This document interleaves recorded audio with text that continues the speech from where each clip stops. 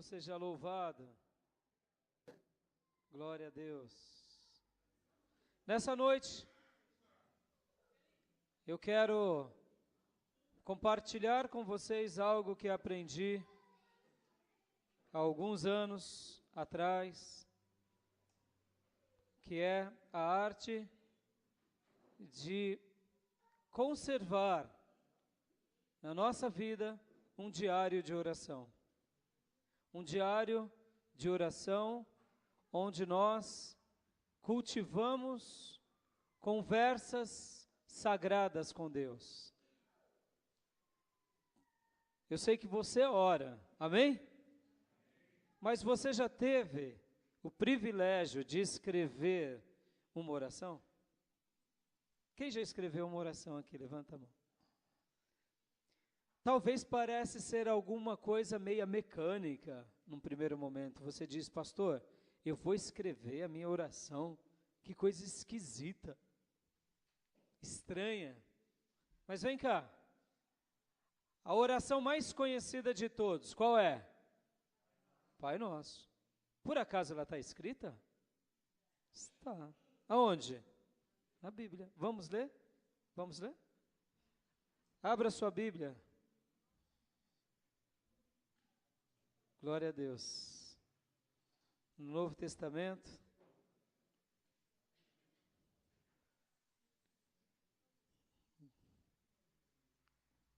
Quero hoje compartilhar com vocês sobre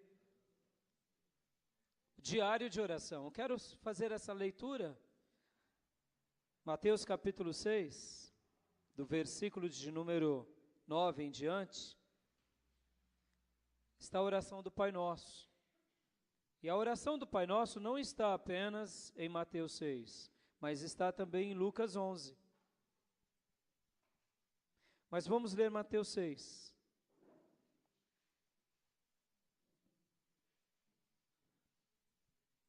Todos acharam? Vocês orem assim: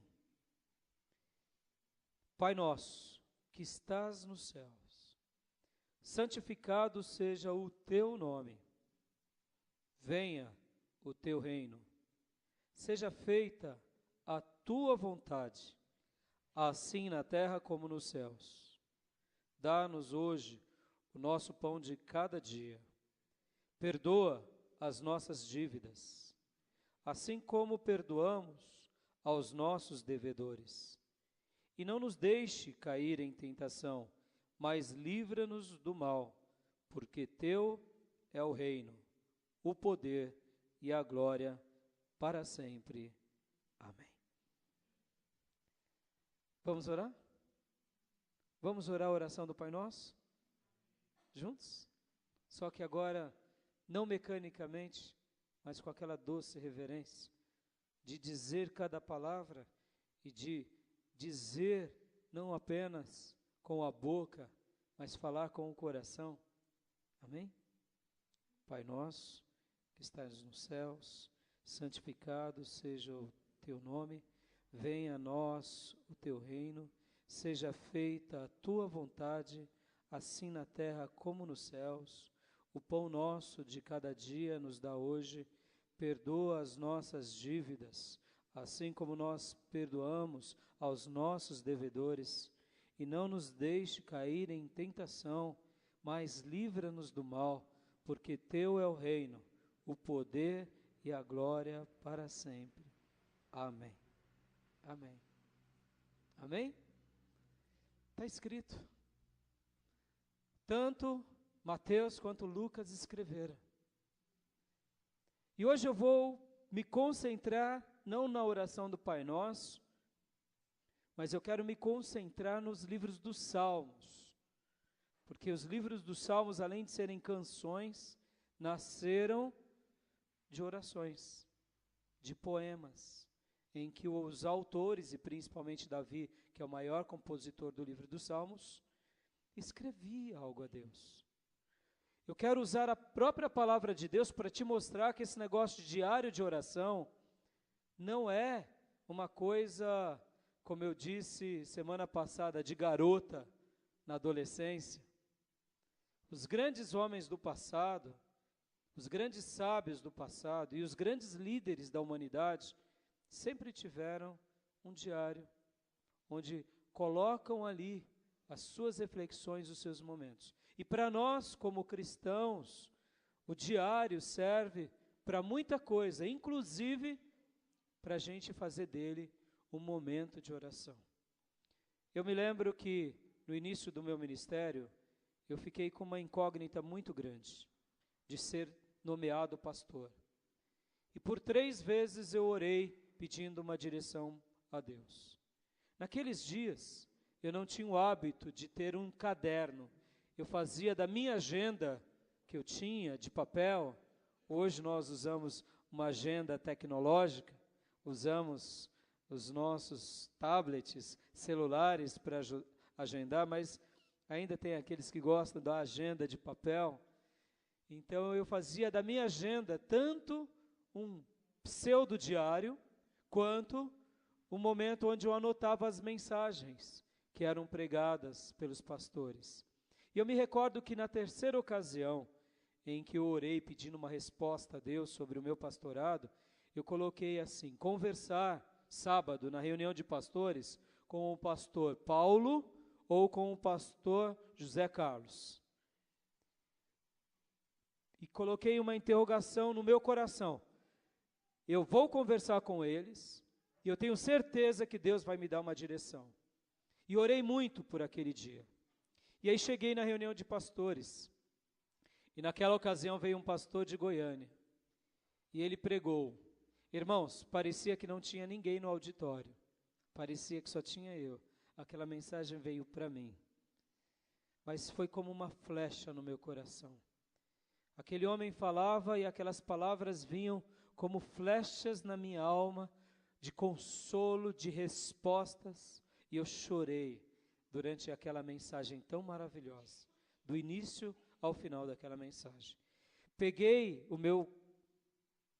a minha agenda, que tinha feito como diário, e coloquei assim: eu não preciso mais de respostas, nem do Dr. Paulo, nem do pastor Carlos. Carlos, foi isso que eu falei há pouco? Isso. Eu recebi do Senhor a resposta. E coloquei: obrigado, Senhor, porque o Senhor falou comigo e até hoje eu tenho essa agenda, como um memorial meu, como uma lembrança minha. Passados anos, eu esporadicamente anotava algumas orações, algumas reflexões, mas eram coisas avulsas, e como tudo que é avulso, vai para algumas gavetas do esquecimento. A gente acaba não sabendo nem onde guardamos, fica amontoado em algum lugar. E eu estava numa palestra de pastores e ouvi de um pastor que ele tinha o hábito de ter o diário de oração. E depois eu acompanhando esse pastor, ele contou num treinamento de lideranças o que aconteceu com ele. Ele disse que um dia ele estava numa reunião de liderança, e nessa reunião de liderança chegou um dos líderes atrasado. E aí ele olhou para aquele líder, e aquele líder pediu desculpas para o pastor e para todos os presentes, o motivo de ter chegado atrasado, e ele disse assim: no final eu quero saber do seu atraso, rapaz. Tá bom. Acabou a reunião, o pastor então foi perguntar para ele: o que aconteceu, filho, que você chegou atrasado? Você não sabe que nós temos uma reunião de liderança? Ele disse: pastor, me perdoe, porque eu estava escrevendo a minha oração, e fiquei escrevendo, e depois que eu escrevo a minha oração, eu pego a minha oração e eu leio a minha oração. E aí depois que eu li a minha oração, eu fui orar e fui ler para Deus, porque eu escrevo, leio para ver se ela está correta, e aí me ponho de joelhos e leio para Deus. Aí o pastor pensou com ele mesmo: deixa de besteira, rapaz, que negócio é esse de escrever? E aí o pastor acabou falando para ele: mas por que você faz isso, rapaz? Cheio de preconceito pelo ato do seu discípulo. Aí esse discípulo disse assim para o pastor: sabe o que é, pastor? Toda vez que eu vou orar, eu sou uma pessoa muito ativa, e eu começo a orar aqui, quando eu vou ver, eu já estou pensando em outras coisas lá. E estou pensando no que eu vou fazer daqui a pouco. E quando eu vou ver, eu estou de joelho pensando na minha agenda do dia. Quer dizer, eu me pego não orando na oração. E o método pelo qual eu comecei a escrever a minha oração é porque eu me concentro de fato naquilo que eu quero orar para Deus. Então eu me concentro, eu escrevo, eu leio corrigindo e por último, com o coração reto, eu me prostro e leio a Deus aquela oração. Aí o pastor olhou, agora já sem mais preconceito, e disse: gostei da sua ideia. E aí o pastor então começou a fazer também a mesma coisa, porque esse pastor, semelhantemente, é um homem muito ativo, que pensa em muitas coisas o tempo todo, e muitas vezes um momento de olhos fechados é o necessário para sua mente devagar e voar para todo lugar, menos para os céus. E aí ele começou então a ensinar à sua igreja a arte de um diário de oração. E hoje eu quero falar com vocês sobre isso, porque ao ouvir essa expressão e essas lições desse pastor, já há mais de 10 anos eu tenho exercitado isso. E eu posso dizer para vocês, queridos irmãos, que de fato, o meu diário de oração, o meu caderno de oração, tem sido uma das experiências mais enriquecedoras da minha vida. Tem sido os momentos mais produtivos da minha alma. Esse é um momento meu com Deus, ponto. É algo que é de minha pura e íntima particularidade. Quando muito eu permito minha esposa ler alguma coisinha. No demais, nós já temos um trato, que eu não pego nas coisas delas sobre isso e ela não pega nas minhas. Até porque, senão quebra o nosso momento de privacidade. Então, hoje eu quero falar sobre isso com vocês, mas eu quero apenas me focar em cima dos benefícios que é poder ter um diário de oração. Os benefícios que são. Eu quero sugerir para que você compre, por exemplo, um caderno como esse. Um caderno de 200 páginas, do tamanho da sua Bíblia. Se você quiser pegar um universitário, não tem problema. Mas um caderno. O meu título é Momentos com Deus. Você pode pôr como você quiser o título do seu diário. Conversas sagradas, momentos sagrados, a face de Deus. Isso ficará ao seu critério. O importante é que você tenha isso. Eu divido o meu diário de oração de duas formas. A minha primeira forma é escrevendo orações a Deus. Deixa eu dar aqui mais um exemplo para você de uma oração que foi escrita por alguém e que essa oração continua sendo uma oração útil até nós hoje. Dá 2 exemplos só. Qual é o salmo mais conhecido da Bíblia? 91. E o segundo? 23. São mais conhecidos ou não são? Alguém um dia teve o desejo de escrever aquele poema, aquela oração a Deus? Quem escreveu o Salmo de número 23? Davi. E quem escreveu o Salmo de número 91? Não sabemos. Não tem o autor no seu cabeçalho. Entendemos ser Davi, possivelmente pela descrição. Dá para ver que a demonstração do Salmo demonstra alguém que lutava muito, com espada, e que vivia muitos milagres na batalha. Mas esse Salmo já te foi alento um dia? Foi ou não foi? Foi. Mas ele foi alento em primeiro lugar para quem? Para o autor. O autor dele. Foi um momento que ele escreveu, e aquilo que ele escreveu virou depois hino, e depois virou uma palavra de profecia. Claro que desde o início já tinha sido uma revelação do Espírito Santo de Deus ao autor, mas ele registrou, gente, e ainda é alimento para nós, é mensagem de Deus para nós, é revelação de Deus para nós, e hoje o nosso coração é iluminado ao ler esse salmo, ao meditar nessa porção. Notem, um texto que alguém escreveu algum dia serve para muitos filhos de Deus em muitos momentos. O fato dele ter escrito essa porção é alimento para nós até hoje. Eu não sei o que Deus pode fazer com o seu diário de oração, mas eu sei de uma coisa: se Deus tiver o desejo de usar o seu diário de oração para edificar milhares de pessoas, assim o será.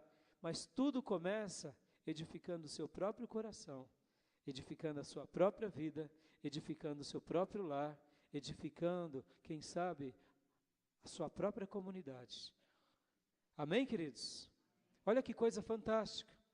Então eu faço do meu diário de oração duas coisas. O primeiro momento, onde eu escrevo as minhas orações a Deus. E o meu segundo momento, é o meu momento aonde eu escrevo as minhas experiências. As minhas experiências que eu tive com Deus. As experiências que eu venci e algumas experiências amargas que eu tive, quem sabe até de derrota. Pastor, mas você registra isso? Registro, sim. Não registro, já vou explicar melhor, para fazer daquilo um prego que me espinha toda vez. Não, registro para me lembrar como nunca mais errar, como de fato cometi alguns erros. Então eu uso dessas duas maneiras. Ora, para avaliar meu coração. Você já teve, por exemplo, um dia em que você amanheceu cheio de vontade de viver, de vencer, de conquistar, parecendo que o mundo ainda é pequeno para você? Você já teve essa experiência? Já ou não? Já ou não? Não é gostoso esse sentimento? Você acorda, bom dia, meu bem, bom dia, crianças. Parece que o mundo é pequeno. Você vai pôr a capa do super-homem, ou quem sabe a roupa da Mulher Maravilha, e vai sair aí desbravando o mundo, porque tudo está em plena sintonia, vigor, você se sente bem com você mesmo, com a vida. O que você pode fazer nesse dia? Agradecer a Deus ali. Puxa, hoje eu amanheci de uma forma especial, com um vigor, com uma vontade, com o meu espírito restaurado. Quem sabe você já vinha passando momentos de dores horrorosos, momentos de tribulação intensos, e de repente Deus te deu uma resposta. Eu me lembro de uma resposta que eu tive, que eu anotei em uma Bíblia minha, nas páginas finais de uma Bíblia minha, no ano de 98, se não me falha a memória. Eu vinha vivendo um momento de muita tribulação, de muita angústia, de muita aflição no meu espírito. E eu me lembro que eu, juntamente com um pastor, fui orar na casa de um candidato ao pastorado. E enquanto eu orava por aquele candidato ao pastorado, eu tive como uma visão. Eu vi montanhas e vales e nuvens escuras sobre aquelas montanhas e vales. E essas nuvens davam tempestades. E enquanto eu orava, isso tudo aconteceu na minha mente e no meu coração. Eu vi como que um vento soprando e aquelas nuvens sendo lançadas embora pela força do vento que tinha vindo, e um céu de brigadeiro se estabeleceu sobre aquela planície, sobre aquelas montanhas.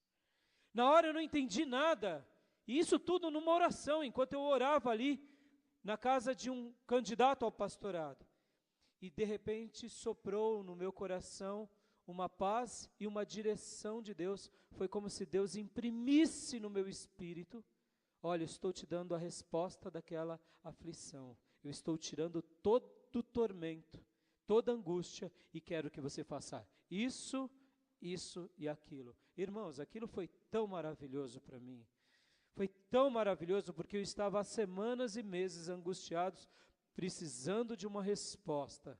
E no momento de uma oração, num lugar improvável, orando por um colega, Deus me deu uma resposta para mim, que eu fiz? Ao chegar em casa, registrei aquilo na minha Bíblia. Como eu sei disso? Porque eu registrei.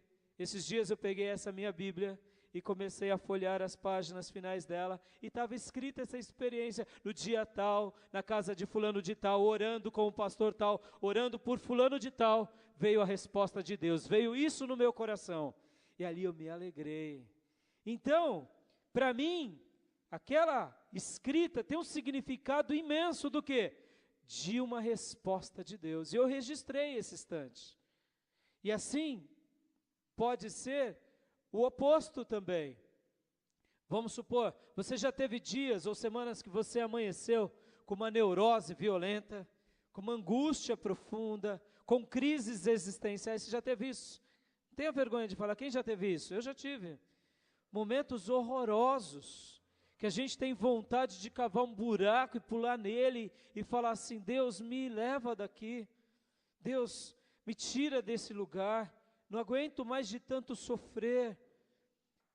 E eu tenho certeza que muitas vezes você não entende esse momento. E o diário de oração vai ser um momento onde você vai poder expressar um pouco esse instante também de agonia. Muitos salmos de Davi foram escritos em momentos profundos de agonia. Irmão, quando você lê um salmo de Davi, por exemplo, quando ele estava no deserto, por exemplo, olha só que interessante, que ele está em profunda angústia, por profunda aflição. Não pense você que ele escreveu o salmo todinho ali. Ele escreveu só a primeira parte, eu entendo. Ele escreveu só a primeira parte, porque ele ainda está vivendo angústia. E aquela angústia é a oração dele. Aquela angústia é a dor dele. E é por isso que ele ora, por isso que ele jejua, e por isso que ele registra. E de repente ele se mantém buscando a Deus e suplicando a Deus, e lá pelo 5º dia, ou pela 5ª semana, vem a resposta de Deus. Vem o milagre de Deus. Deus faz algo extraordinário. Aí é onde surgem as outras linhas, que ele registrava, dizendo: e Deus me respondeu, Deus me revigorou, e por isso que eu louvo, e por isso, olha só, são momentos da vida de um homem. Quando a gente lê, parece ser alguns versículos isolados no momento. Não, irmãos, ali teve sentimentos, teve choros, teve angústias, teve dores, teve tribulações, quem sabe de semanas, meses e até anos, para serem compostas. Então, eu quero te sugerir essas duas coisas. Você pode fazer mais coisas. Eu gosto de fazer essas duas coisas. Colocar os meus momentos de reflexão e momentos de aprendizado, momentos de vitória e momentos de dificuldades, momentos aprendidos, e aí eu registro, colocando um cabeçalho e registro. E no segundo momento, o momento de oração, onde eu faço uma oração. Muitas vezes eu só faço uma oração e escrevo ela. Muitas vezes eu começo contando uma experiência, narrando um fato, e depois eu vou orar, e aí escrevo a minha oração. E aí eu me ajoelho e leio aquilo a Deus. Agora, sendo um pouco mais prático sobre os benefícios, eu tenho aqui alguns pontos dos benefícios que é ter um diário de oração. A primeira coisa é que quando nós temos um diário de oração, nós organizamos melhor os nossos pensamentos, as nossas emoções, as nossas relações conosco mesmo. Você já viu alguém conversando com ele próprio? Já viu isso? A gente vê isso muito em desenho ou em filme, que a pessoa olha e fala, mas ela não fala, ela só pensa. Nós fazemos esse exercício sem perceber o tempo todo, e eu queria te ensinar a fazer esse exercício. Esse exercício de você falar com você mesmo não é algo novo. Por exemplo, o salmista, quando ele estava aflito, ele dizia: ó minha alma, louve ao Senhor, minha alma. Ó minha alma, por que está abatido a minha alma? Busque a Deus, minha alma. A gente perde muito de falar com a gente mesmo e a gente acaba falando com o outro. Irmãos, não. Deus quer te exercitar, você falar com você mesmo. Porque quando você aprende a arte de refletir com você mesmo, você está descobrindo melhor os seus pensamentos, a sua vida interior, as suas emoções. Essa semana eu estive na casa do pastor Onofre e da irmã Marinha, eles estão nos ajudando na nossa vida conjugal, nos aconselhando, tendo momentos ali de pastorear a nossa vida. E ali a irmã Marinha contou uma experiência muito interessante de uma moça que ela evangelizou, uma japonesa. Ela pregou o evangelho para uma japonesa, e aí essa japonesa ouviu o evangelho uma vez e ouviu o evangelho segunda vez. E aí a irmã Marinha, com toda a sabedoria que ela tem, ela disse assim: mas irmã, a senhora já não ouviu o evangelho? O que impede então você entregar a sua vida a Jesus? Se a senhora já entendeu que Jesus é o Salvador, se a senhora já entendeu que Jesus morreu na cruz para te salvar, o que te impede? Não está na hora da senhora tomar uma decisão? Aí a japonesa ficou assim quieta e pensativa, e de repente a irmã Marinha disse que tomou um susto, porque vamos supor que o nome dela seja, digam o nome japonês aí para eu escolher. Sayuri, tá, aí Sayuri, vamos lá, foi Sayuri que vocês falaram? Acho que sim, supondo. Aí ela disse assim, só para ela, sozinha, a japonesa, a senhora: coragem, Sayuri! A irmã Marinha tomou um susto. Tomou um susto, ela falou, pastor Rai, eu tomei um susto, porque eu estava pregando para ela, ela ficou quietinha, e de repente ela gritou: coragem, Sayuri! Coragem! A irmã Marinha falou, que eu não estou entendendo nada. Ela é a Sayuri, supondo que ela se chame Sayuri. Aí ela entendeu, falou, ela está falando com ela mesma. Aí ela falou, isso irmã, coragem, eu vou precisar de coragem. E resumindo, ela aceitou a Jesus, e hoje é uma crente exemplar na igreja para a glória do Senhor. Olha só, o oriental tem essa prática de ouvir a si próprio. Irmãos, presta atenção nisso. Geração tech, geração redes sociais, presta atenção. O diabo tem usado todos os meios de comunicação para roubar a sua identidade. Todos os ruídos, e aqui vai para toda a geração, eu diria tecnológica, de todas as formas. A tecnologia é uma bênção, gente, mas ela tem sido um grande mal. Toda a tecnologia, e aqui vai para sons, áudios, televisão, faces, redes sociais, WhatsApps e tantas outras coisas, são magníficas. Nós não temos tempo com a gente mesmo. Está o tempo todo mexendo, falando com todo mundo sabendo de tudo nosso. Não, querido, a sua vida ela é pública, mas ela é privada. Ou a gente chega dentro de casa, a primeira coisa que faz é ligar a TV, porque tem barulho, porque só o canto do passarinho não dá. Está errado, gente, a gente não nasceu para ficar no meio de ruídos. Se de repente você acorda de noite sozinho, está tudo em silêncio, você fica com medo. Nossa, que silêncio é esse? O que está acontecendo? O silêncio, ele é magnífico para você ajustar e se conhecer. Tem gente que tem que estar falando, o rádio ligado, um monte de coisa. Isso daí é fruto de uma geração doente. Por quê, pastor? Não estou dizendo que você tem que jogar fora a sua TV, seu computador, seu tablet. Não é isso. Eu estou dizendo que o excesso dessas coisas nos prejudicam, porque são ruídos demais. E quando temos ruídos demais, não nos concentramos com a gente mesmo. Ou seja, as áreas que precisamos enxergar, só a enxergamos em silêncio, quando a gente reflete com os nossos próprios botões. Então, a arte de você ter um diário, você não consegue escrever nenhum diário, pode ser de papel ou pode ser até um diário como um iPad ou um tablet. Você só faz se você se concentrar, para você fazer bem feito. E com esse exercício você aprende então a se conhecer, a saber das suas emoções, a pôr no papel. Uma segunda vantagem e o segundo benefício de você ter um diário é que você faz dele um memorial de vitórias. Deixa eu te fazer aqui uma pergunta de bate-pronto, eu tenho certeza que você não vai saber me responder. Nesse ano, quantas respostas de oração vocês tiveram? Rápido. Dá para responder? Não. Quem acha que teve 2 respostas de oração, levanta a mão. Quem acha que teve 3 respostas de oração? 5? Mais de 5? Mais de 10? A gente fica com dúvida, não fica? Aqui, ó, deixa eu dizer para vocês. Vocês têm respostas de oração e nem imaginam.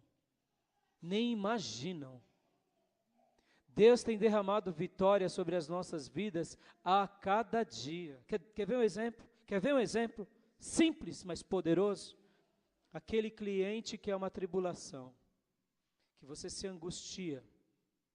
Ou aquele patrão que você toda semana ora para Deus mudar o clima, e Deus tem mudado semanalmente.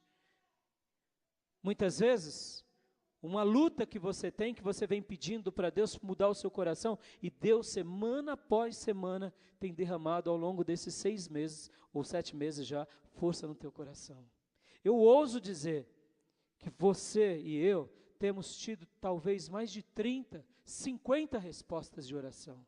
Talvez aquela maior coisa ainda não veio, mas a alegria sobre o teu filho que estava triste, a restauração da tua saúde, a bênção na igreja, o fortalecimento do irmão. Irmãos, quando você registra isso, e você bota os teus olhinhos ali, e começa a ver, meu Deus, semana passada Deus fez isso, meu Deus, na outra, olha, há 2 meses atrás o que Deus fez, olha, o CD que saiu, mais uma composição, mais uma mensagem, olha, eu preguei para mais uma pessoa, Deus me visitou. Irmãos, Deus tem nos abençoado grandemente.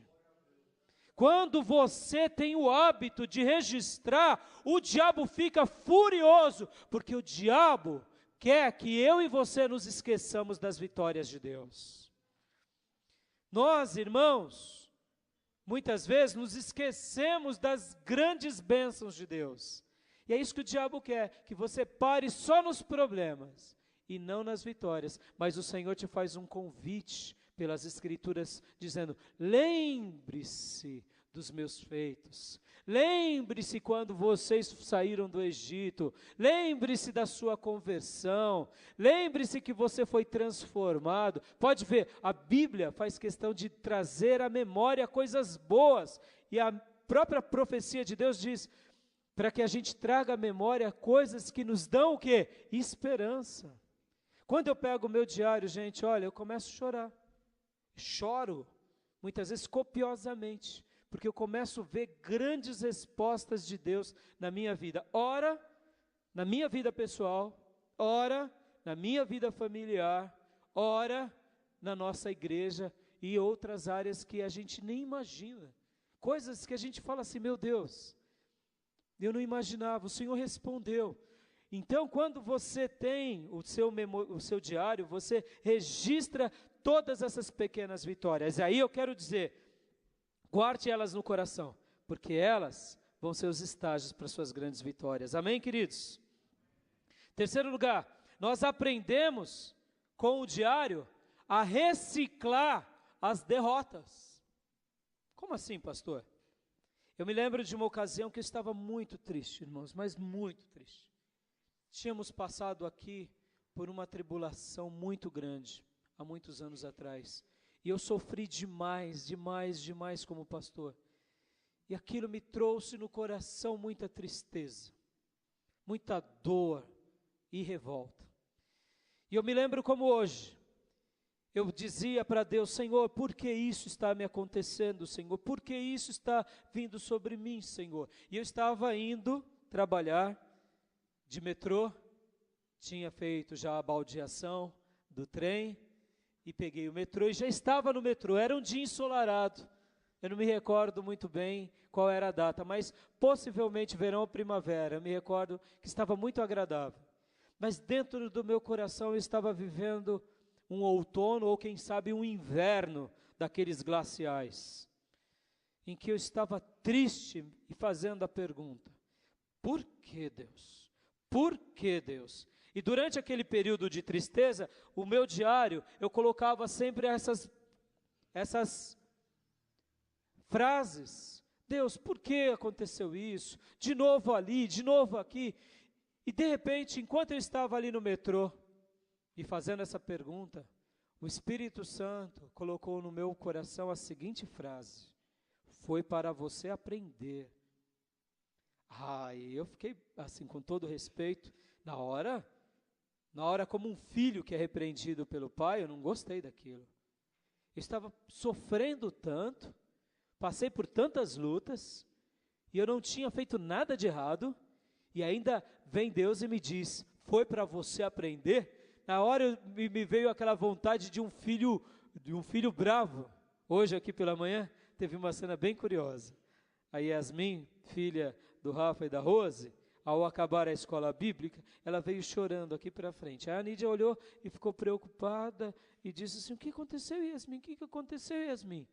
Né, pensando, aconteceu alguma coisa, está chorando, escorriam as lágrimas, irmão. E olha o biquinho, né? Sabe a criança, biquinho, já deu de biquinho. Aí a Anídia perguntou, filha, o que foi? Eu falei, filha, o que foi? Ela disse, minha mãe não deixou ficar direto na igreja. E foi bater o pezinho, pisando duro. A Célia e o William, que estavam do nosso lado, falou, olha, e ainda vai pisando duro, né? Foi essa cena, irmãos.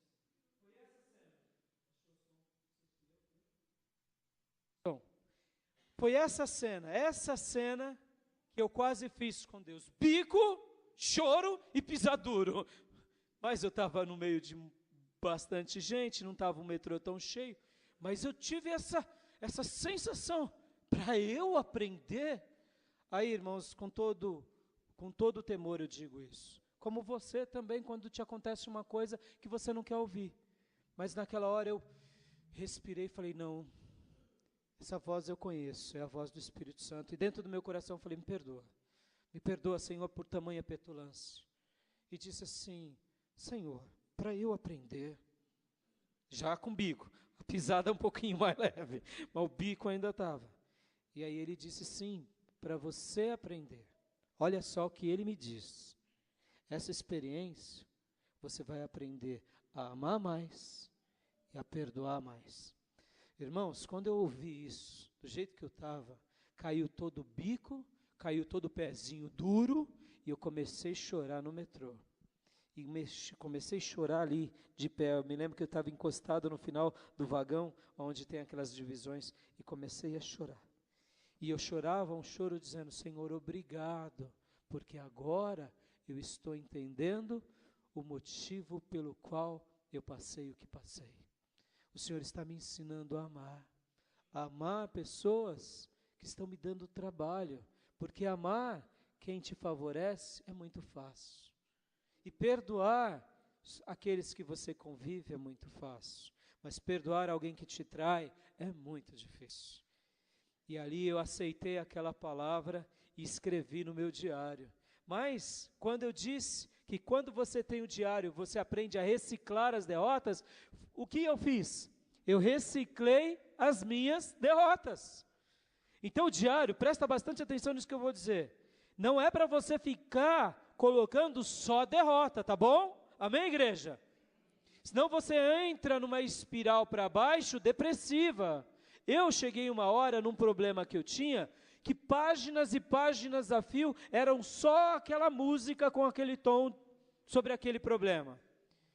E eu vi que eu estava adoecendo dentro de mim, porque toda vez eu colocava aquelas mesmas palavras e colocava de novo, eu ia para aquele mesmo problema, e eu acabei vivendo uma retroalimentação de ora choro e tristeza, e ora tristeza e por isso choro. E quando eu ia ver, eu entrei numa depressão, quase numa pseudodepressão emocional. Por quê? Porque eu estava só escrevendo. Então o que eu aprendi? Derrota, irmãos, presta atenção, igreja, derrota a gente se recicla. Derrota, a gente não faz dela um memorial. Amém, queridos? Derrota, a gente se recicla. Como assim, pastor? O que eu tenho que aprender com esse tombo? O que eu tenho que aprender com Deus nessa queda? ótimo, aprendi, ponto final. Partir para outra em nome de Jesus. Amém, queridos? Não se permita ficar vivendo no espírito derrotista. O Novo Testamento não te dá margem, nem para mim, nem no Velho Testamento, de um espírito derrotista. Eu nasci assim, eu vou sempre ser assim, eu vou morrer assim porque eu sou um crente, né, Gabriela, entendeu? Não, você não é assim, e você pode ter sido alguém que se enfiou em alguns buracos, mas não assuma a perspectiva derrotista. Por outro lado, não seja tolo ou tola, como eu também não posso ser tolo ou tola, de dizer que nós não teremos derrotas na nossa caminhada. Teremos.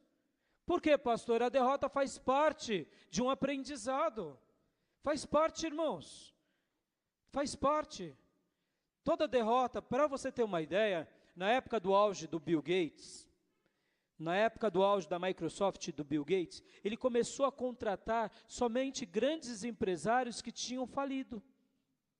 Aí alguém chegou para ele e disse assim, mas por que você contrata gente que também faliu e não contrata só os melhores? E o Bill Gates deu essa lição nos grandes empreendedores, porque eles sabem do valor de uma queda, e eles não querem mais cair segunda vez.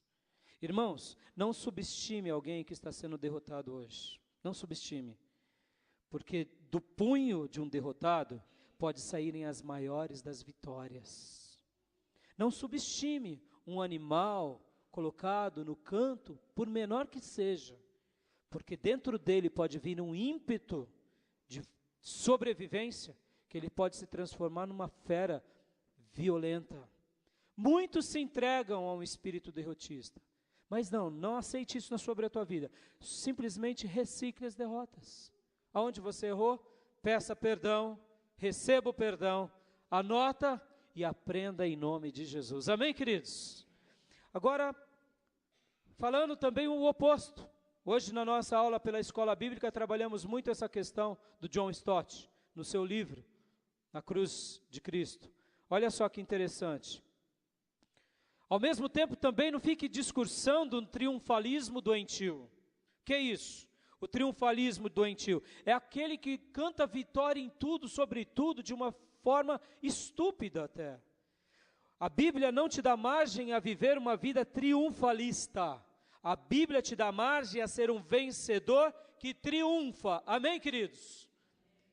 E se nesse triunfo houverem algumas baixas, saiba que faz parte do plano de Deus de aperfeiçoamento em nós. O triunfalista declara a fé estúpida, até mesmo quando está falido. Está entendendo? Ora, muitas vezes a falência, como cativeiro, como a provação, vem sobre o Filho de Deus, para que ele aprenda. Eu me lembro esses dias atrás, que eu ouvindo um pastor, que eu até estimo muito, eu fiquei assim, feliz de ouvir, porque ele era um pastor triunfalista, é um pastor que tem uma boa mensagem, mas tudo muito triunfalismo. Tudo muito triunfalista. E desses dias para cá, eu ouvi-lo já pela segunda vez, ele começa a dizer coisas mais sensatas. Porque sobre ele, sobre a família dele vieram doenças, e ele teve que admitir goela abaixo. E aí ele dizia assim, irmãos, um crente passa por dificuldade, mas a sua fé não é arrancada por causa da dificuldade. Alguns anos atrás, antes da doença bater na porta da família dele, ele dizia assim, não aceite a doença, mande embora a doença. Irmãos, a morte faz parte da vida. A gente vai um dia perecer, gente, mas a morte não é um final em si mesma, porque a morte será o nosso estágio para uma vida suprema com o nosso Deus. Amém, queridos? Então, recicle o quê? As derrotas.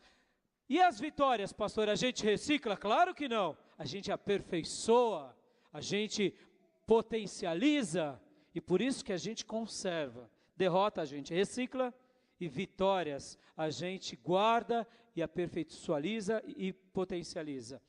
O meu último ponto é esse. Quando nós, de fato, temos um diário de oração, nós aprendemos a nos conhecer melhor. E com isso, focamos nos nossos pontos altos da nossa vida. Pastor, como assim? É interessante essa habilidade, gente. É interessante. Você começa a enxergar em você virtudes que você não via em você mesmo.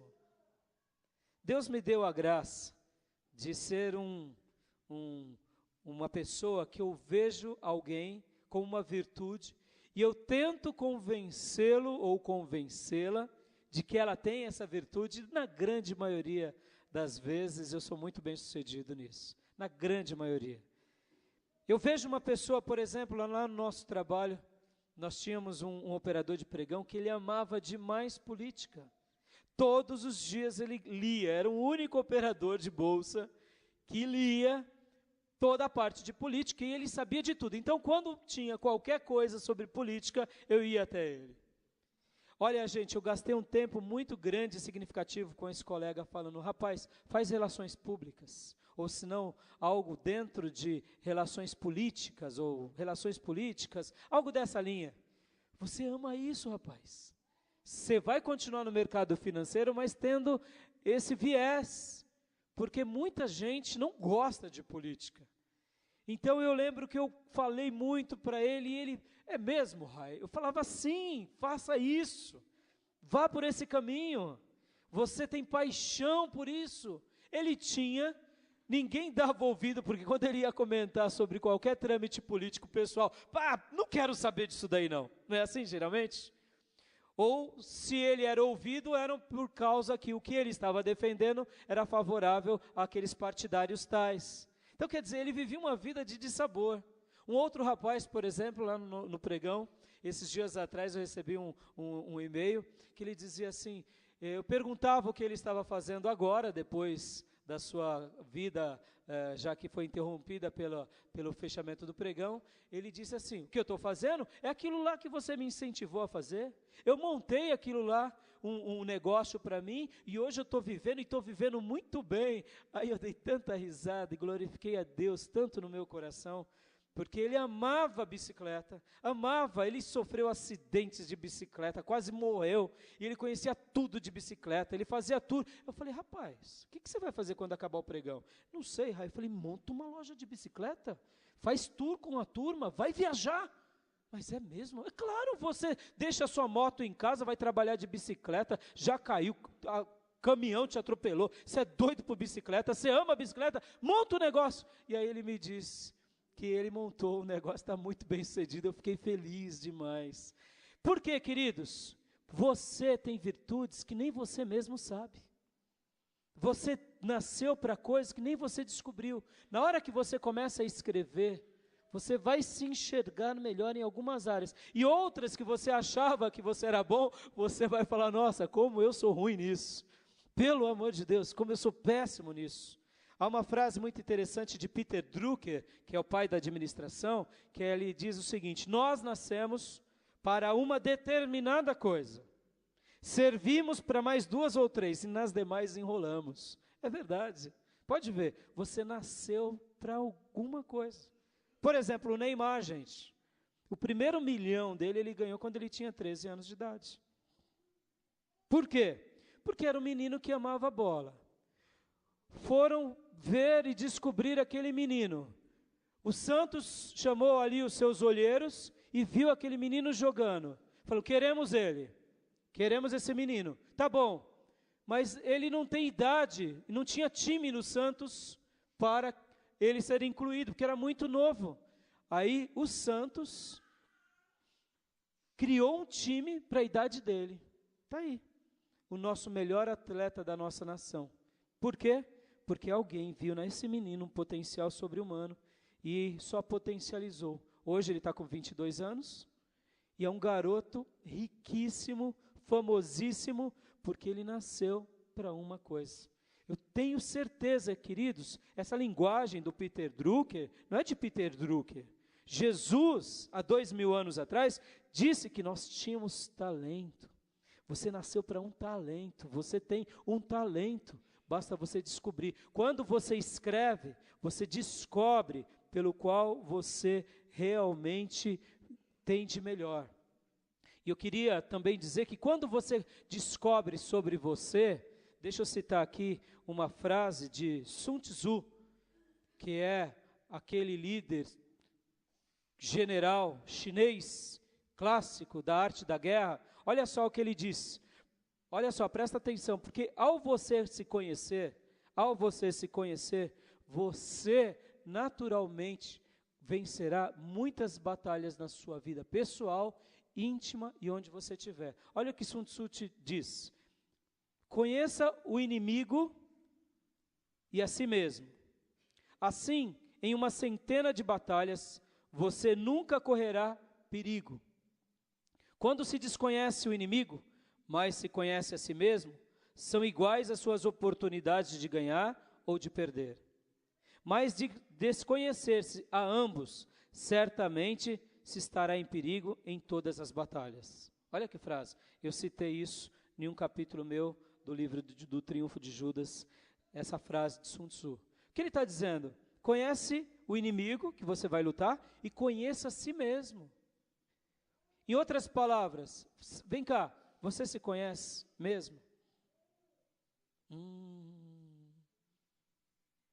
Por quê? Porque muitas vezes não temos essa disciplina de meditar naquilo que somos, de enfrentar os nossos dragões.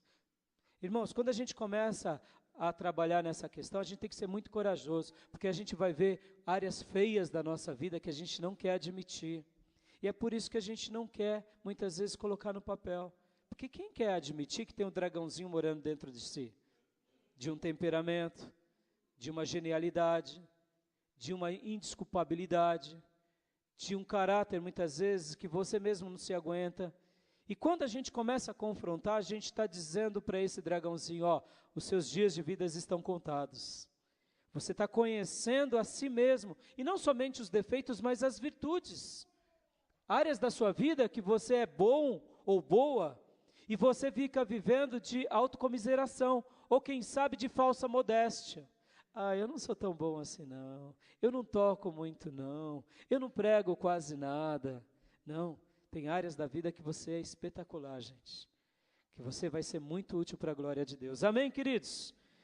Eu gostaria de deixar esse momento para que vocês refletissem, para que vocês guardassem nos seus corações e incentivá-los. Faça isso essa semana, quem sabe. Pegue um caderno. No seu momento de consagração da nossa campanha, faça isso. Pegue e ao invés de você escrever, ou melhor, de você orar de joelhos, escreva a sua oração. Leia depois, e depois leia a Deus. Você verá que só nos minutos em que você gasta para escrevê-la, você vai passar de 10 a 15 minutos para escrever, quem sabe, 5 ou 10 linhas. E durante esse período, você vai sentir a presença de Deus já te banhando, porque o seu coração e a sua mente está focada em Deus. E se você, por acaso, acabou de ler um texto bíblico, e aquele texto bíblico falou com você, como foi comigo, olha só, eu acabei literalmente essa semana com um caderno de oração, um diário de oração. Depois, quem quiser, eu deixo você ver por cima, tá bom? Eu comecei esse diário de oração dia 22/11/2011. A minha letra, eu faço de cada linha 2 linhas. E eu acabei essa semana. Tem muitas experiências. Muitos assuntos viraram aulas e viraram mensagens. E essa semana eu comecei esse caderno. E eu li o texto de Salmos 25, versículo 14. A intimidade do Senhor é para os que o temem, aos quais Ele dará a conhecer a sua aliança.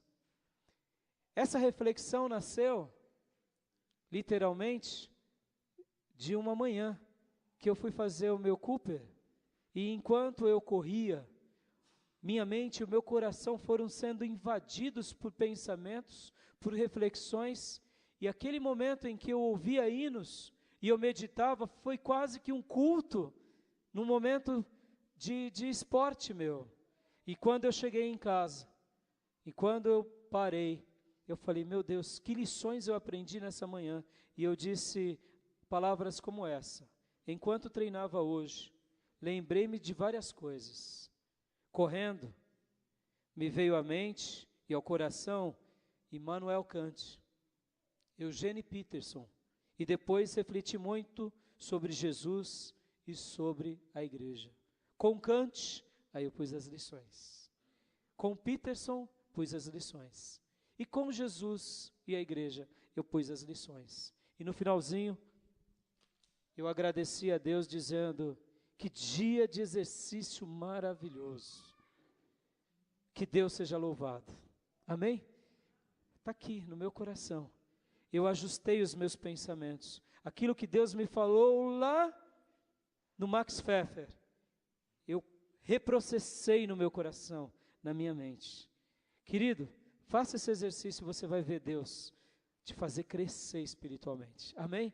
Feche os seus olhos, curve a sua cabeça que eu quero orar e abençoar a sua vida em nome de Jesus. Querido Deus, guarda essa palavra no nosso coração. Ensina-nos a ser uma igreja onde te adora, te glorifica, te bendiz, te engrandece, e que realmente nossas vidas sejam vidas marcadas pela tua presença. E se for da tua vontade que o teu povo, todos nós, criemos o hábito de um diário de oração, de um diário de reflexão, que o teu Espírito nos ajude. Senhor, nos ajude a crescer nessa arte de ter intimidade contigo, de te amar e de te servir melhor. É assim que eu oro e te agradeço, em nome de Jesus Cristo. Amém. Amém, queridos? Eu queria orar apenas agradecendo a Deus por esse momento. Eu não sei, não se sinta obrigado a ter. É a minha sugestão. É a sugestão de alguém que cresceu bastante com Deus. De alguém que um dia, literalmente, ao escrever algumas linhas a Deus, irmãos, já teve manhãs que eu comecei escrevendo assim, Senhor, e a presença de Deus foi tão grande sobre a minha vida, que eu só chorei. Ou tem vezes que eu comecei a citar para Deus aquela poesia, e me derramei. Foram orações das mais variadas. Já teve vezes orações de 3 linhas, onde eu passei 10, 15, meia hora na presença de Deus. Aí você diz, mas 3 linhas, pastor? Sim, 3 linhas. Que Deus falou tanto comigo, que eu entrei na presença de Deus de forma poderosa. Quando você gasta esse tempo, irmão, com Deus, você entra no momento da eternidade com Deus. Você se esbarra na eternidade. Lembre-se que você, quando ora, você não perde tempo, você ganha tempo. Semelhante à leitura da Bíblia, semelhante à meditação em Deus, semelhante à leitura da palavra e à oração, é quando você tem esses momentos sagrados com Deus. Você se esbarra no eterno. E quando você se esbarra, você é abençoado. Amém, querido? Fica aí a sugestão. Faça do seu jeito. Quem quiser depois, na prática, eu ensino talvez melhor, tá bom?